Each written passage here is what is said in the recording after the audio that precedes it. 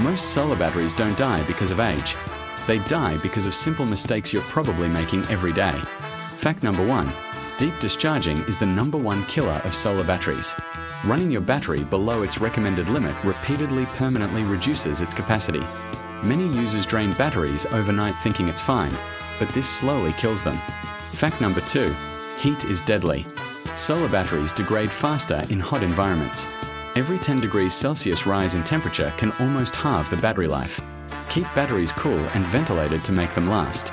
Fact number 3. Loose or corroded connections create resistance, which generates heat and reduces efficiency.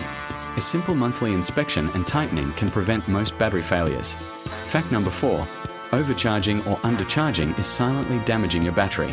Overcharging overheats it, while undercharging causes sulfation, a chemical buildup that reduces capacity. Using a quality charge controller prevents this and keeps your battery healthy. Fact number 5. Regular maintenance extends battery life. Check water levels for lead acid, clean terminals, monitor voltage, and avoid exposing batteries to extreme temperatures. A few minutes of care each month can save hundreds in replacements. So remember, deep discharge, heat, loose terminals, and poor charging are silently killing your solar battery.